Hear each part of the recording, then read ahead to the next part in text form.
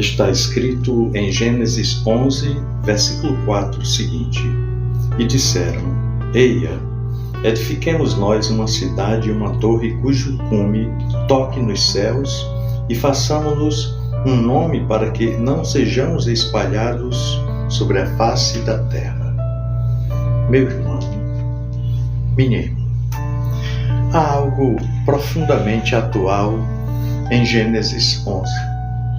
Embora seja um texto muito antigo, ele descreve com muita precisão o espírito do nosso tempo. Nós vivemos dias em que o homem acredita que pode chegar a qualquer lugar apenas pelo esforço próprio, pelo seu próprio talento, por estratégias e por visibilidade.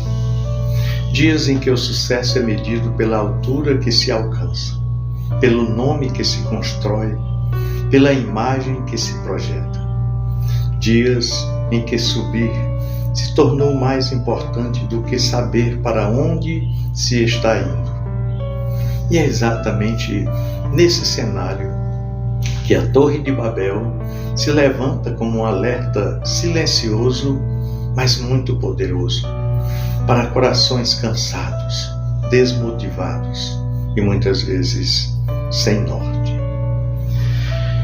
Após o dilúvio, Deus havia dado uma direção clara para a humanidade, ou seja, espalhar-se pela terra, preencher o mundo, viver em dependência dele. Mas o homem, mais uma vez, decide reinterpretar a vontade de Deus à luz de seus próprios interesses. Em vez de confiar, ele resolve controlar. Em vez de obedecer, ele decide construir. E o texto bíblico diz que todos tinham uma só língua e as mesmas palavras. Ou seja, havia unidade, havia organização. O problema não estava na habilidade humana, mas na motivação do coração. Eles não queriam glorificar a Deus.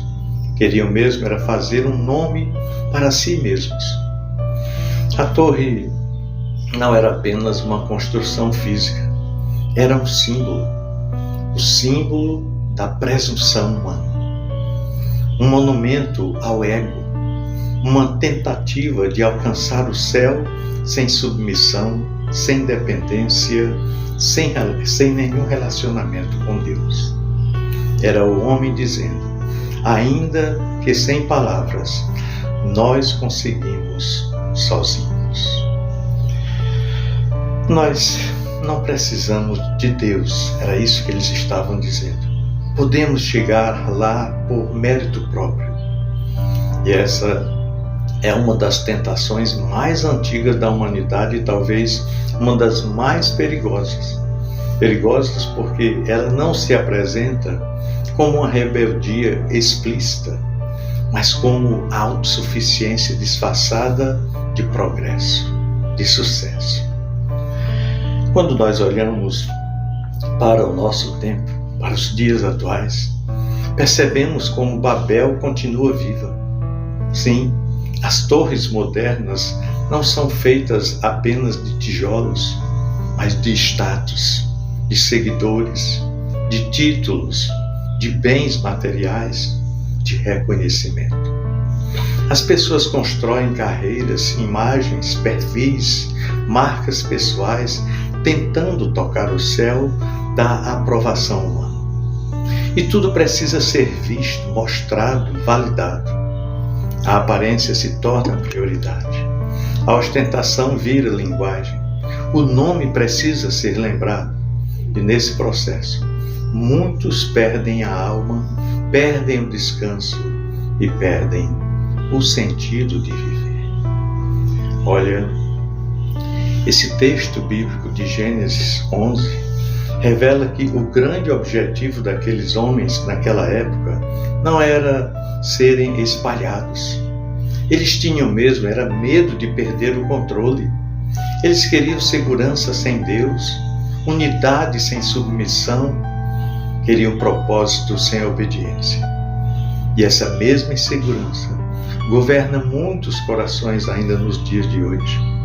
As pessoas correm, produzem, se sobrecarregam porque têm medo de parar, medo de não serem vistas, medo de ficarem para trás, medo de não serem ninguém na vida.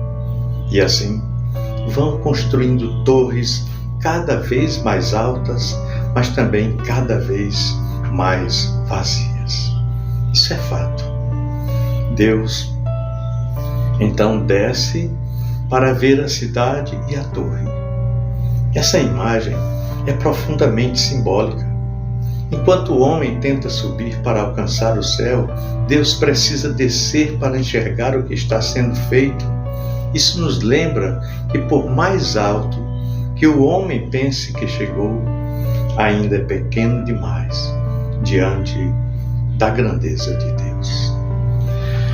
A Torre de Babel é um símbolo, né?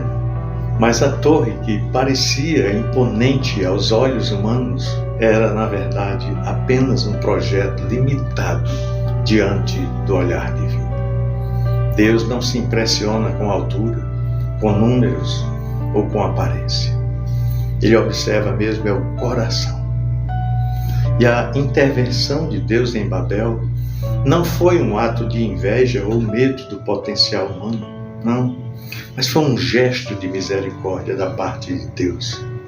Deus sabia que aquela unidade sem Ele levaria à destruição da humanidade.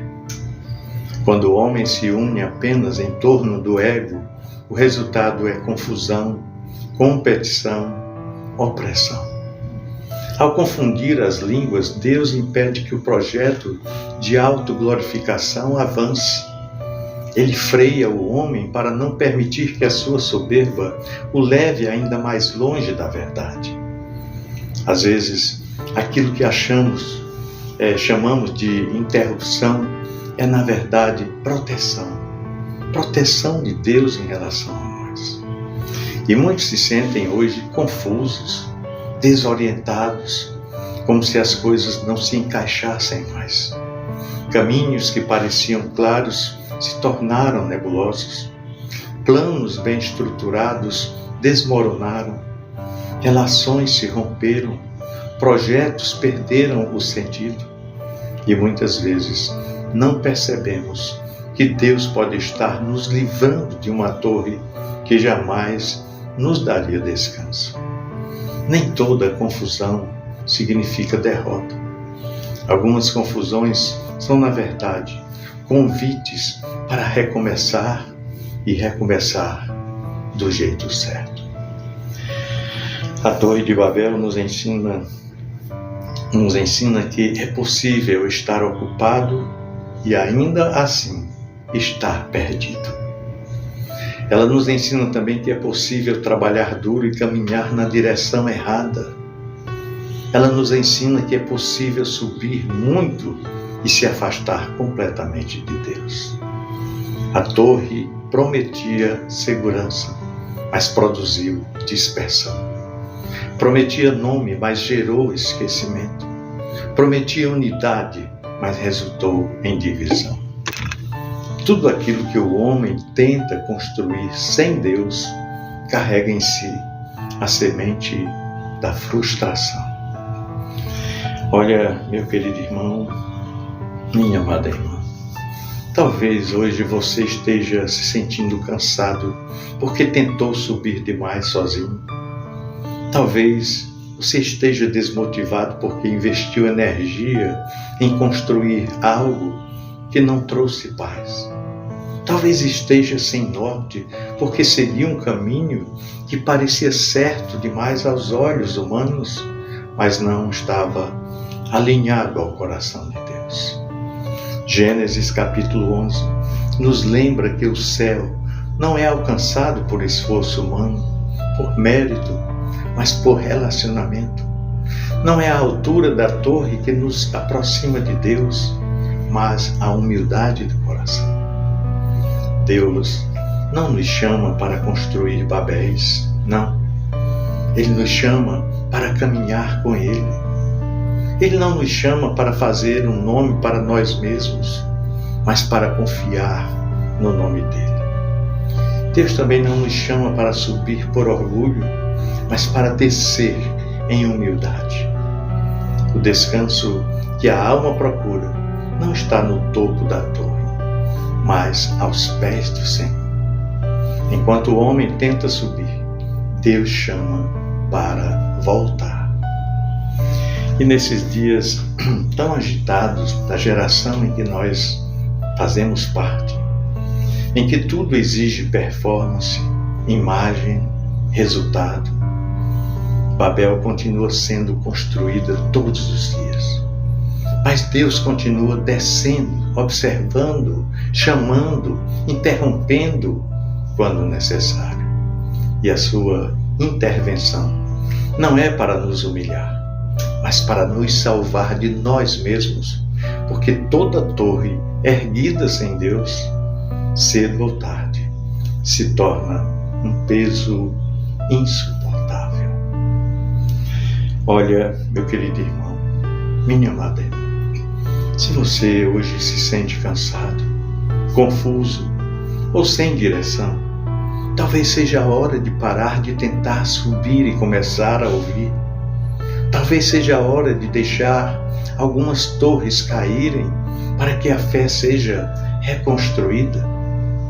Deus não se opõe ao crescimento, mas Ele resiste à soberba.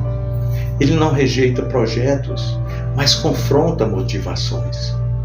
Deus não destrói sonhos, mas corrige os caminhos. A Torre de Babel termina em confusão, mas a história não termina ali. Logo depois, Deus chama Abraão, não para construir uma torre, mas para caminhar pela fé.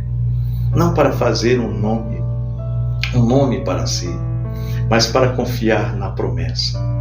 E isso nos lembra que o caminho de Deus sempre começa com dependência. E é nesse lugar, longe da ostentação, mas perto da presença, que a nossa alma encontra sentido novamente. Pensemos nisso, no amor de Cristo.